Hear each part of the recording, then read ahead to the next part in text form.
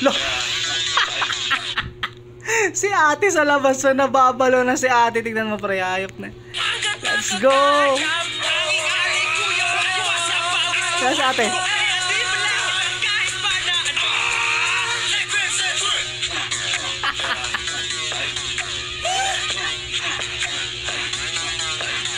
Hey.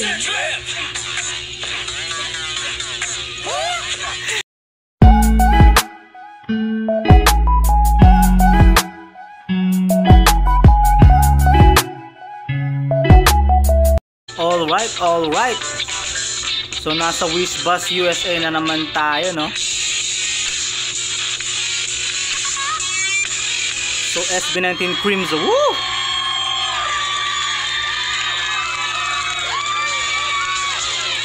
Napakadami.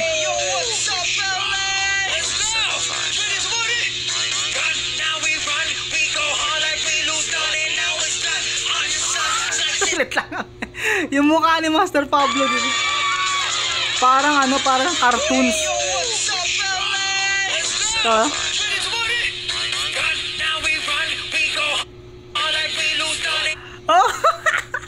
Parang ano, parang cartoon character yung mukha ni Pinuno dito. Ang cute pre.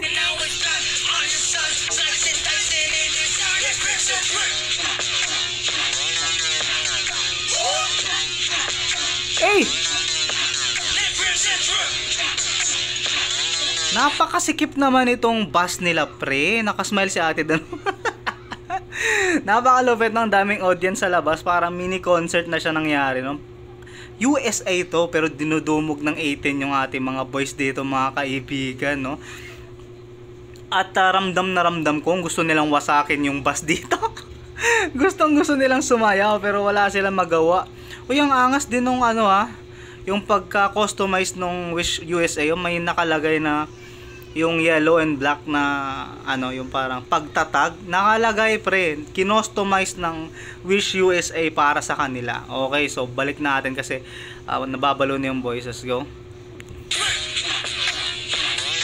Yung pagtatag na ano dyan, banner.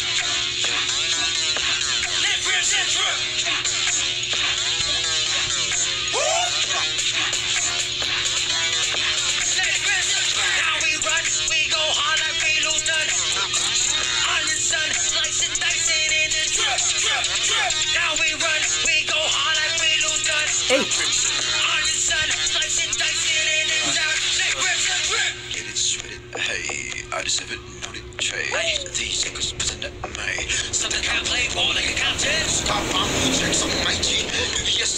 Pogi ni Stel pre. Justin!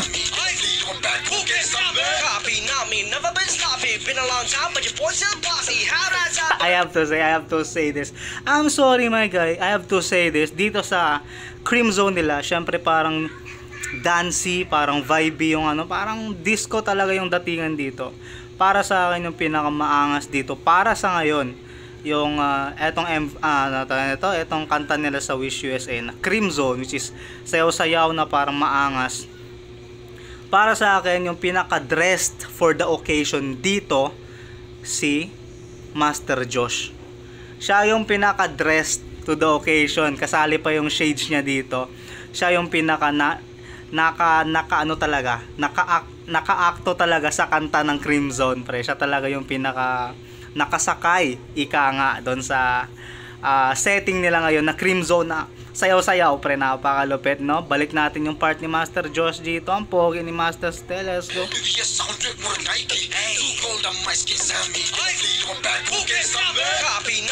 Oh, siya talaga ba yung naka ano? Dancer yun?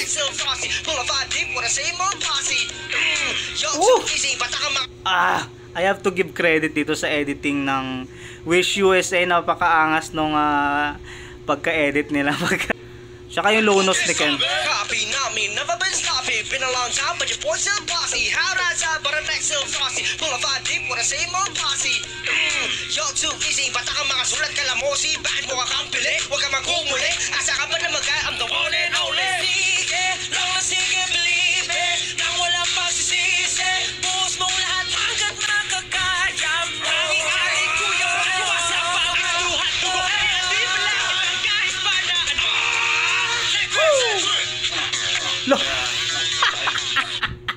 Si ate sa labas na nababalo na si ate. Tignan mo pre, ayop na.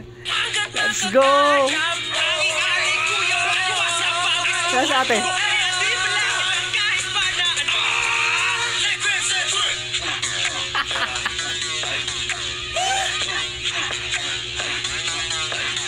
Hey! Di mapipigilan si Stel pre.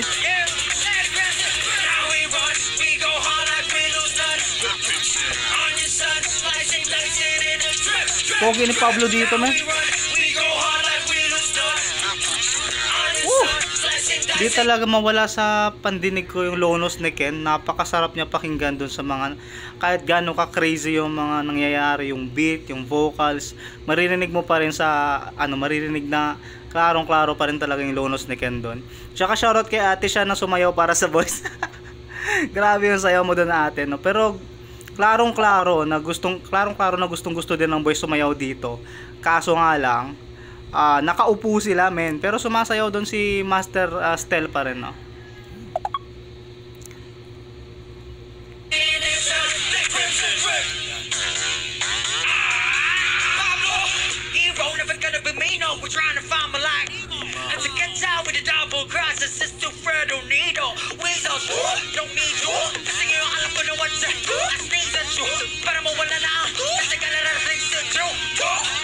What the F man, yung transition between English rap and Tagalog rap is very seamless. Hindi mo mapapansin ganun kalupit yung writing ability ni Master Pablo, kung siya ba nagsulat o kung sino man nagsulat nito.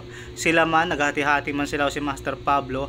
Props sa writing ability man, napakalupit nun. Yung pagka-deliver pre, halos hindi mo marinig yung pag-transition between English and Tagalog. Ganun kalupit pre. Pero plano naman. Woo, let's go!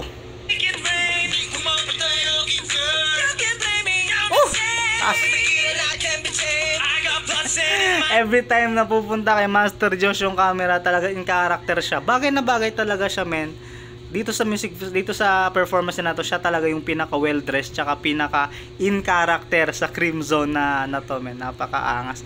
Talagang pang dancer yung yung kanyang forma. Let's go.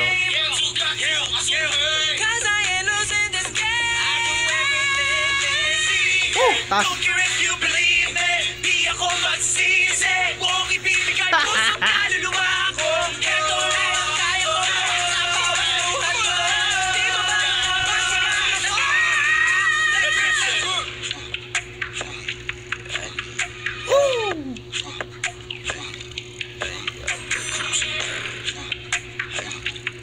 Grabe ang baba ng pre.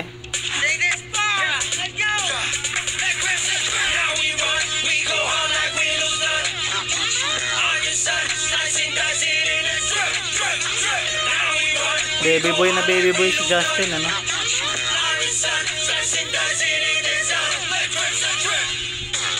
Oh, in character talaga si Josh pre, grabe. Master Stel, makulit eh. Si Master Pablo naman cute na cute siya dito.